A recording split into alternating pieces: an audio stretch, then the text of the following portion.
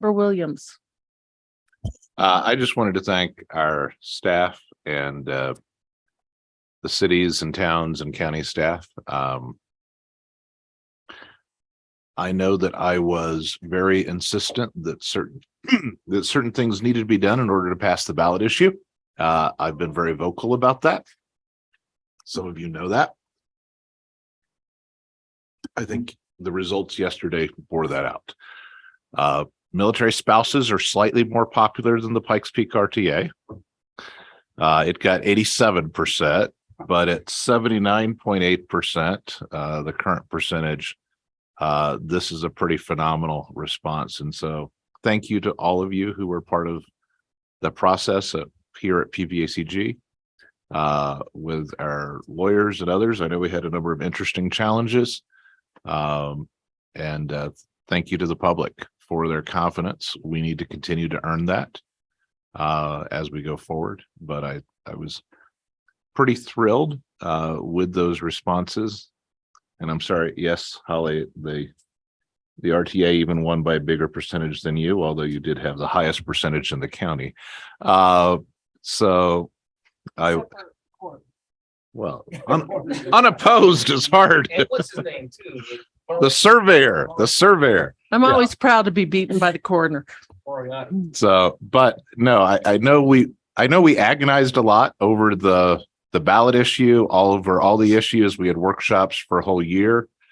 We received, or 2 years, you're right, public comment, and we made adjustments in lists and other things. And so to my fellow board members, to all of the jurisdictions, thank you for your work. And when you look at the total result and the overwhelming success, I just want to say thank you to everybody that was involved in our Citizens Advisory Committee and everyone who played a part in it, and to Mayor Southers who helped run the campaign. So just thank you. That's my comment. Okay. I will say in just election language, they had 110,000 people vote yesterday, which I think is the most they have ever had. And they couldn't process all the ballots, so they're still counting 77,000 ballots this afternoon, with hopefully an update at 4:00. So we might win by more. Yes. So we can go for the more. All right. Thank you. Any other public comment? Okay, there's no other public comment. So approval of minutes from the October 12th, 2022 meeting. If everybody's had a chance to review those, I will entertain a motion to approve them. So moved. Second. Okay, we have a motion by Commissioner Gonzalez, a second by Council Member Helms, and all in favor say aye. Aye. Any opposed? Okay, that passes. The Citizens Advisory Committee monthly report, Jim.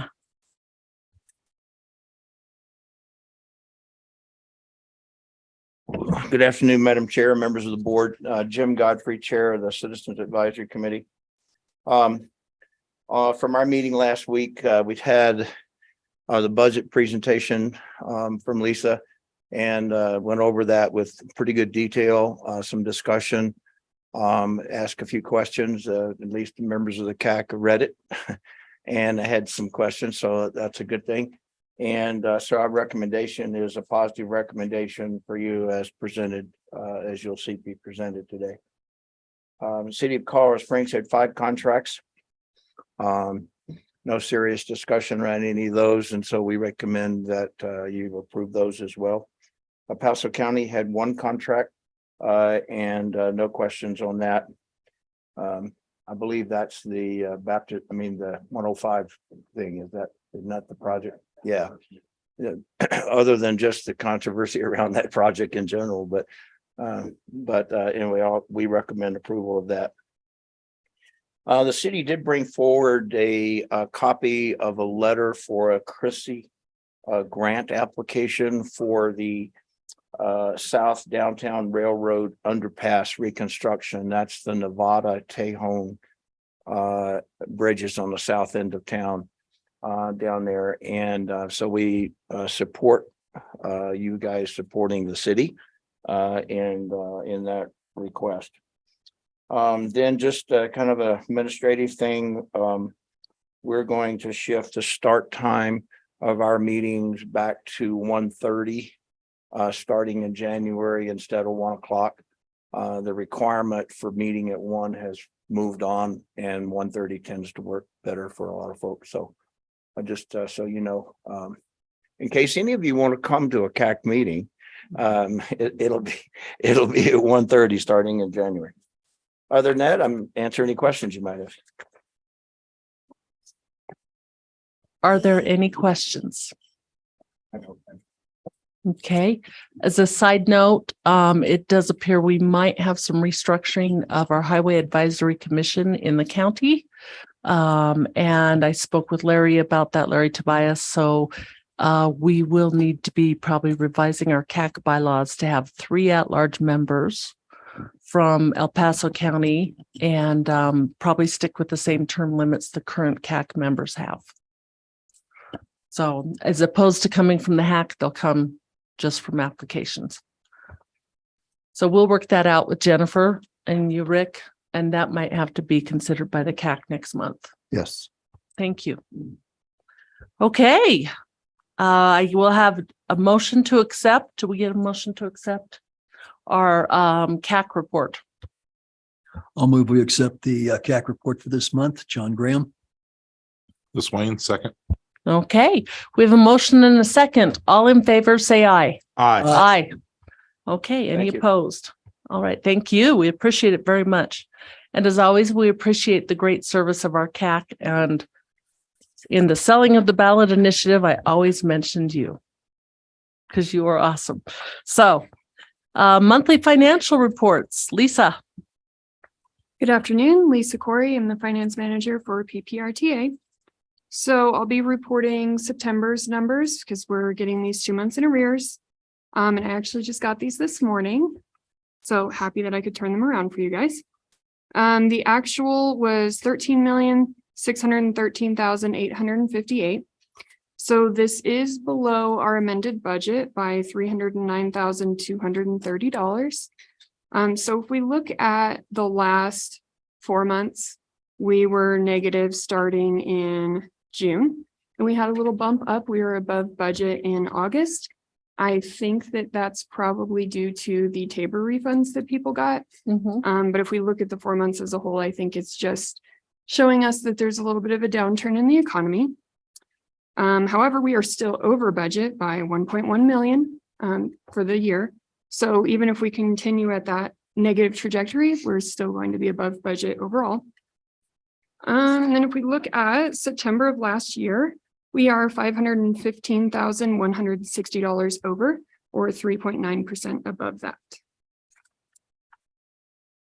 Anyone have any other questions on the monthly? No. No, things are slowing down a little bit. So we'll get there. They'll come back and speed up again at some point. All right. So thank you for that. And thanks for putting it together so fast. That was pretty amazing. Sure, We appreciate it. no problem.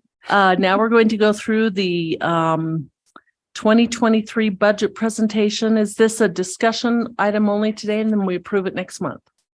Okay. So we do have El Paso County and Colorado Springs and Manitou here today. Would any of you like to make comments on the budget other than it's there?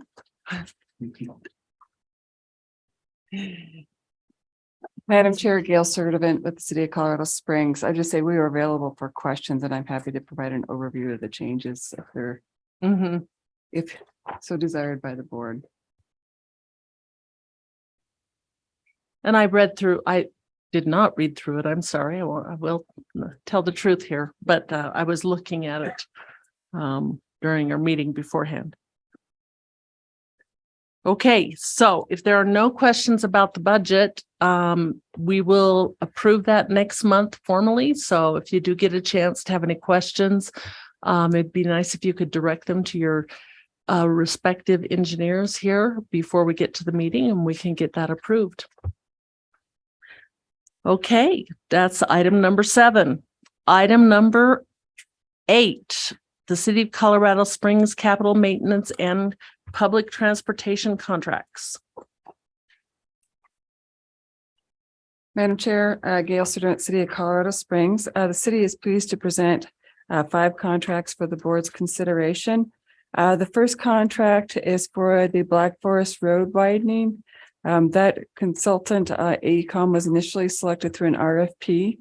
This change order covers 2 primary items, some of which are going to be covered by PPRTA and the other portion to be covered by other funds the city has received through some ARPA funding. Through the evolution of the design of the Black Forest Road project. For the road project itself, we had to receive a Corps of Engineers 404 permit. As construction has gone through, that permit has actually expired. And the Corps does not want to provide an extension. We have to reapply and get a new permit for the Black Forest Road project. The change order associated with that work totals $67,830. The other portion of this change order is covered by ARPA with the Black Forest Road construction.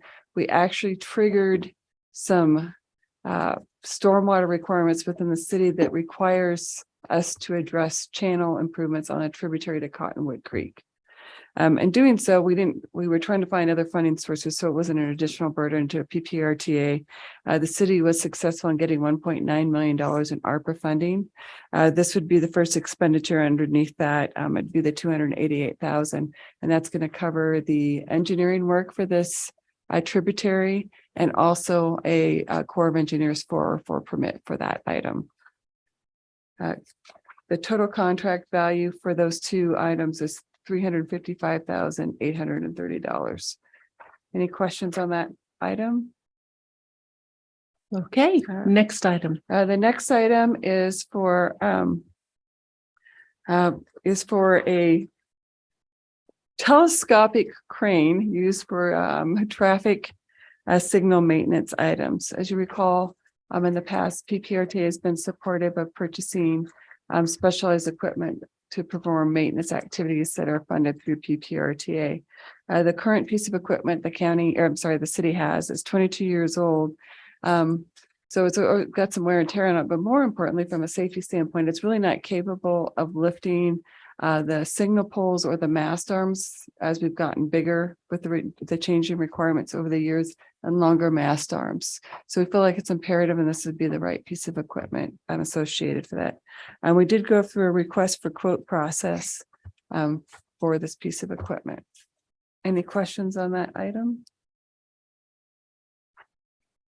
All right, city's third contract is for the annual subscription costs for the city's construction management and project management software reuse. That is split between other city departments in the stormwater enterprise. Our total cost is $110,000, and PPRTA portion of that for our activities is half of that, or $55,000. Questions there? The fourth contract is it's for on-call traffic signal maintenance activities. And it's really to get an on-call contract with the contractor Dillian Coons to provide fiber optic repair. So for the city's traffic signal system, we have our own fiber optic network. It does get damaged on occasion, whether it's by animals or mechanical work, things that happen that requires repair. And we needed to have an on-call contract in place to be able to get those repair services. And we did go through a request for quote for that. And the city's last contract, this has got a long list attached with it, is the contract renewal or contract extensions for all of the city's on-call contracts that we recompeted in 2020. And then there's also contract time extensions for some contracts that were put in place through an RFP process. There is no dollars associated with this approval. This is really just to extend those contracts into what would be our third option year if it's a on-call contract, or for an additional year if it was done through an RFP process. Mm-hmm. Yes, sir. Yes, Wayne. So some of them also say amounts previously approved at Mhm. zero. Does that mean they're an on-call contract that didn't have to be used? That is correct. Okay, thank you.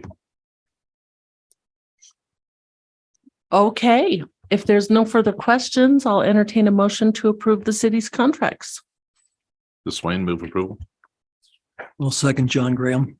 Okay, we have a motion and a second. All in favor, say aye. Aye. Any opposed? Okay, thank you, Gail. All right, this is the one I'm excited about. Josh, I get to move this one. It's all about your audience.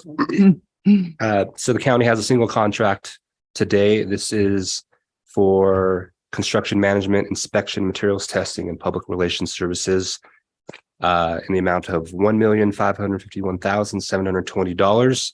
And this is for Highway 105 Phase A.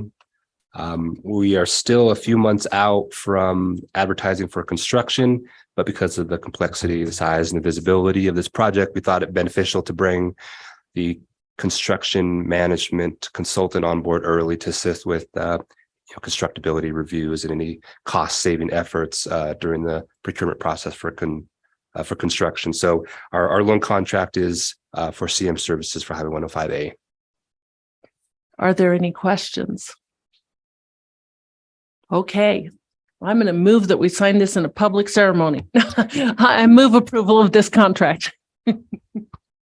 Mohino second. Okay, all in favor, say aye. Aye. Any opposed? Okay, thank you. I've seen a lot of action in District 1 and 2. How about District 4? This is the first project I've had in quite a while. Okay, we're up to Mountain Metro. Brian's not here, so you'll have to remind me your name.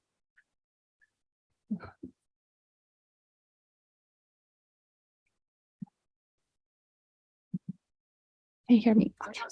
Good afternoon, Madam Chair and members of PPRTA board. My name is Lan Rao, Transit Administrator, Acting Transit Services Manager. In your packet is our regular monthly ridership report for Mountain Metro.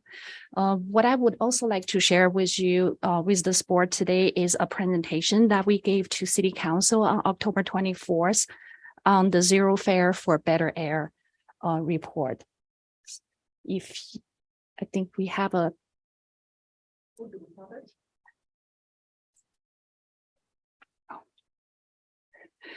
I'll start talking. As you know, Mountain Metro participated in the state. The campaign was called Zero Fare for Better Air initiative, and that really was because of the legislation, Colorado Senate Bill 22-180 that was passed in May 2022. In that bill, statewide transit agencies received $14 million in the grant program with the intent to reduce ozone.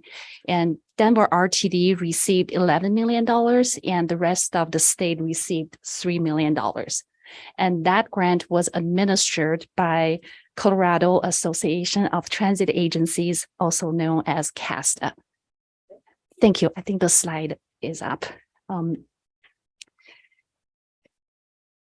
Yes. You can just say next slide, please. Thank you. And next slide. Thank you. So the budget was set based on the lost fare revenue, because we were able to offer free fare to our passengers in the month of August on both local fixed route and ADA paratransit. So the lost fare revenue that we were not able to collect was reimbursed in this grant program. Also eligible in the grant was the additional expenditure, the operating costs that we incurred to provide the additional ADA trips. So combined, we were able to receive close to $535,000 reimbursement from this grant program, and it is a net zero net budget effect to both city and transit's budget. We can go to the next slide. Thank you. This slide shows you the ridership change from July to August. than in September. The blue bars shows the changes from July to August, then in September. We saw a 39% increase on the fixed route rider side from July to August, and that ridership decreased, basically went back to the normal July summer level. So in other words, the zero fare really worked. We did see a significant increase in the ridership, but the ridership did go back down in September. On the ADA side, it's slightly different story. We saw an increase of 35% increase from July to August, and that ridership stayed relatively strong in September. And the next slide will show you changes in the same months year over year. 2019 was pre-COVID, and the ridership was pretty high. 2020, 2021 August information was included in the chart, and what we saw was the August zero fare program basically brought our fixed route ridership back to very close to pre-COVID level. And there was only 2% difference. Go to next slide. This slide shows you the combined ridership. We looked at system-wide information combining both local fixed route and ADA ridership together on one slide. Month over month, July to August, 39% increase and combined decrease in September. Year over year, 63% higher than August 2021. And that combined ridership was very close to pre-COVID level. So that's a quick report on the ridership and what we saw from this zero fare. And I'm happy to answer any questions you might have. Any questions? I know that they presented this at the Statewide Transportation Advisory Committee, and it was highly successful, which begs the question if they're going to start doing it every summer. I think, and there are actually transit agencies, although I would not be in favor of it, that have free ridership all the time. And that's, I think, Gunnison Valley or one of those, the San Luis Valley or something. And so it's kind of interesting because it does, when it's free, it encourages individuals to ride it. So maybe that's a lesson learned there. So yeah, we were happy to take advantage of the grant program. yes, and if that's the way we can get our money back from the state, then we will. Could you repeat how much money was given totally? I think you gave a number for Metro, Denver Metro, and then to the rest of the state. The total grant for this year, again, state has a different fiscal year, July to June. So the first year, the total was close to $14 million. 11 out of that 14 went to Denver RTD, and the rest of the state had $3 million to spend. And my understanding is the money was not all spent. So they had some carryover that will be available for next year. What pot of money does that come from? It's in, I think it's a combination of, I have it in my binder. I believe it's state general fund. General fund money. Might be from the multimodal. It might be from the multimodal options fund. I mean, again, I'm just concerned. Is every resident paying generally the same into the fund, but then Denver gets 90% of it? That's my On most concern. of the multimodal stuff, yes, that's the truth. Because they're the biggest. Yes, yeah, I think exactly for a fact. It's one of the things for everybody that's like that's right. Yeah, the bill provides 2 years of funding. So this is the first year we participated in the program, and next year we have the same amount. Okay, and I can find out that fund for you.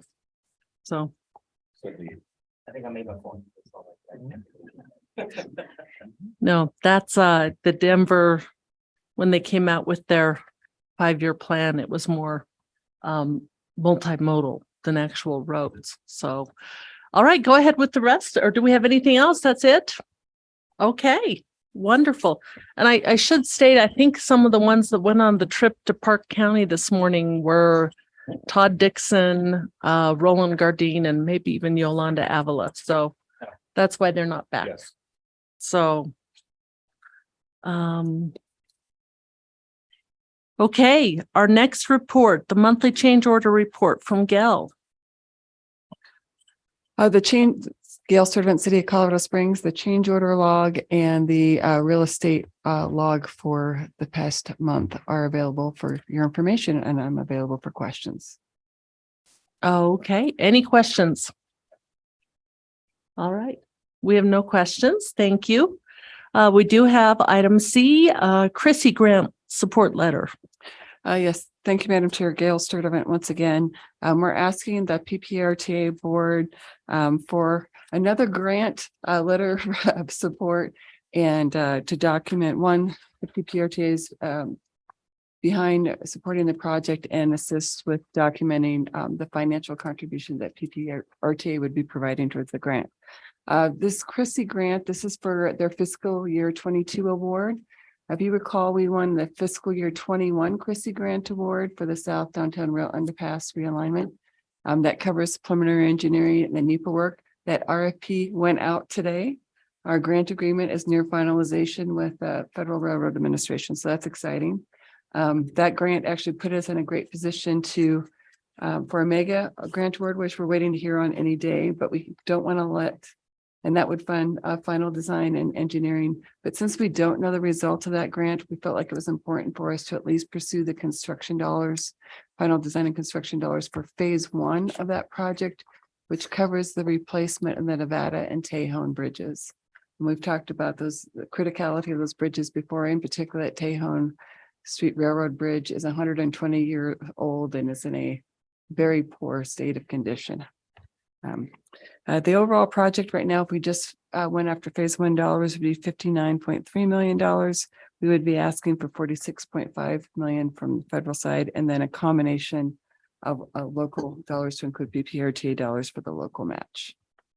I have provided a draft letter for your consideration. Any questions? This Wayne, move approval. John Graham, second. Okay, all in favor, say aye. Aye. Any opposed? Okay, that passes unanimously. Okay, El Paso County change order. Josh. Josh Palmer, County Engineer. Likewise, the change order log and property acquisition log are in your packet, and I'm available to answer any questions if there are any. Wayne. Along a line of questions that Lehinos or I have asked before. One of these is the West Colorado Avenue project. Yeah, well, yeah. So it's for the fees due to CSU for connections to their lines to maintain the irrigation lines along Colorado Avenue. Okay.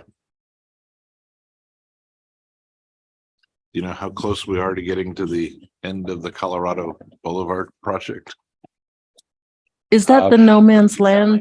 I don't think any of us will be here by the time we get completed with the plan. Don't say that. It's quite done before you annex.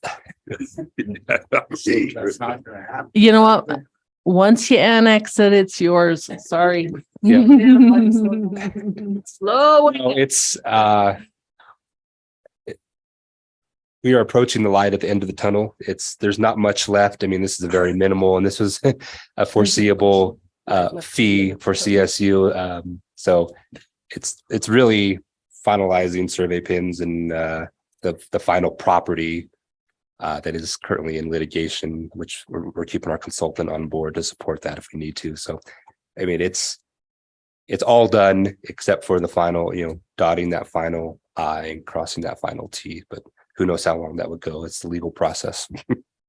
There is one invoice at the bottom of a 7-foot stack of invoices that we'll get to next December. Then the other question I had for you on the slide that's currently up. When it says not applicable for the Stapleton Drive, Briargate Boulevard corridor study. Yeah, there's no property acquisition for a study. Once we get to construction, that will change. Okay. Now, Yeah. then it will be an RTA 3 log Yeah, so I'm not sure why it's on the list. because it's listed as a project. So we included all projects regardless of whether or not the property was applicable to the scope. Got it. Thanks. Yep. Okay, if there's no further questions, then we can move on to administrative actions and reports. Appointment, reappointment process for the CAC. Madam Chair and board members, Rick Sonnenberg. As the board will recall, last month, the board directed staff to advertise for the 3 vacant or soon to be vacant at-large alternate seats on the CAC. And we have done that. And with a deadline of yesterday, November 8th, we received 6 applications for the 3 vacancies. And I have just an hour ago delivered those 6 applications to the board subcommittee that's designated by board policy to review the candidates. And that subcommittee is the board chair, board vice chair, and the CAC chair. So the subcommittee will set a date and time for meeting for the interviews of the 6 candidates and hopefully have a recommendation back to the board by the December 14 board meeting. And then the successful CAC applicants can be seated at the January CAC meeting. Okay. The other new development is that Manitou Springs, one of Manitou Springs' 2 CAC members, Mr. Hart, has decided not to seek reappointment, and he's notified Mayor Graham that of such, and so the city of Manitou Springs is in the process of finding a replacement member from Manitou Springs to the RTA CAC. Yes. I think we'll go through we should complete that selection process on December the 6th. So he would be available in January to take a seat. Very good. Thank you. I believe that's all in that item. Any questions on that? No. 10B. Okay. This is the reminder. This is just an information item, a reminder to the board that your terms on the PPRTA board are for the 1 year of the calendar year. So you need to seek reappointment from your respective city councils, board of trustees, or board of county commissioners for reappointment effective next calendar year. Also, a reminder that the board will need to select its chairperson, vice chairperson, and secretary at your January meeting. And of course, in calendar 23, the chair would need to come from the city directors and the vice chair would need to come from the county directors. So I think that's it. Just reminders for everybody, just an information item. Okay. And we will welcome Mayor Pro Tem Gardine back from Park County. Okay, ballot election matters. Do we have an executive session scheduled for today? Board members, yes, this is Jennifer Ivy. First, thank you for allowing me to participate remotely today. Second, congratulations to the PPRTA on the wonderful, almost official victory. I know there's still ballots to be counted, but that's quite a phenomenal margin. With that, I do have just a couple of items, very brief executive session request. If the board would elect to go into executive session, I'd be looking for a motion pursuant to 24-6-402 4B for the purpose of receiving legal advice on specific legal questions related to the November 8th, 2022 election. Okay, I'll entertain a motion for executive session. Just Wayne, I move we go into executive session for the reasons stated by council. I'll second John Graham. Okay, all in favor, say aye. Aye. Aye. Okay, we will give it a 5-minute break to set up for executive session. John Graham. Okay, all in favor, say aye. Aye. Aye. This meeting is adjourned. Thank you.